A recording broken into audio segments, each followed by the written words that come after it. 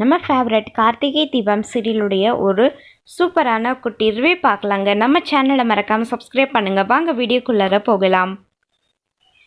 கார்த்திக் தீபாவுடைய கல்யாணத்தை எப்படியாச்சு நிறுத்தணும் அப்படின்னு சொல்லி இந்த ரம்யா எவ்வளவோ பிளான்ஸ் போட்டுட்ருக்காங்க. ஆனால் எந்த ஒரு பிளானுமே ஒர்க் அவுட் ஆகலை.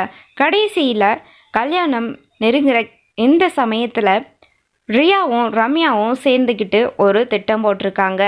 அந்த ஒரு பிளான் என்ன அப்படின்னு பார்த்தீங்கன்னா, தீபா மாதிரியே ஃபேஸ் மாஸ்க் மாட்டிக்கிட்டு அந்த மண்டபத்துக்கு போய் அங்கே பார்த்தீங்கன்னா தீபா மாதிரியே கார்த்திக் பக்கத்தில் உட்காந்து கார்த்திக் கையால் ரம்யா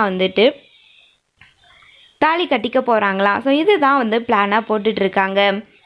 ஸோ நம்ம தீபாவுடைய வீட்டுக்கு போகிறாங்க ரம்யா. அங்கே போனதுக்கப்புறம் நம்ம ரம்யா என்ன பண்ணுறாங்க அப்படின்னு பார்த்தீங்கன்னா,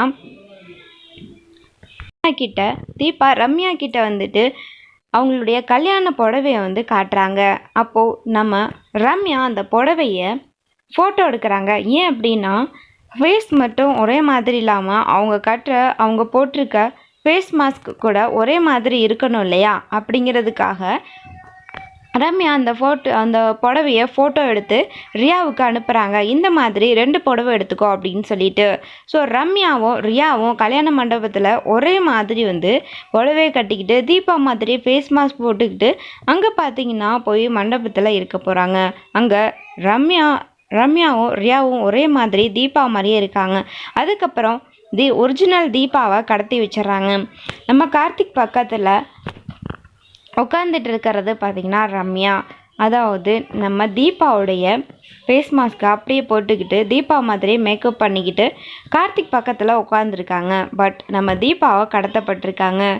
ஸோ நம்ம தீபா தான் பக்கத்தில் உட்காந்துருக்கிறதா இல்லை வேறு யாருமா அப்படின்னு சொல்லிட்டு நம்ம கார்த்திக்கு சந்தேகம் வருமா, இல்லை அப்படின்னா தீபா தான் அப்படின்னு தெரிஞ்சு தாலி கட்டிடுவாரா, இல்லை கடைசி நிமிஷத்தில் தீபா தப்பிச்சு ஓடி கார்த்திக் நிறுத்துங்க அப்படின்னு சொல்லிட்டு அங்கே உட்காந்துருக்கிறது தீபா இல்லை நான் தான் தீபா அப்படின்னு சொல்லி உண்மையை சொல்லி கடைசி நிமிஷத்தில் ரம்யாவுடைய முகத்திரையை கிழிப்பாங்களா அப்படிங்கிறத நம்ம வெயிட் பண்ணி தாங்க பார்க்கணும். ஓகே ஃப்ரெண்ட்ஸ், இந்த ஒரு குட்டி அப்டேட் உங்களுக்கு பிடிச்சிருந்தா மறக்காமல் லைக் பண்ணுங்கள். தேங்க்ஸ் ஃபார் வாட்சிங்.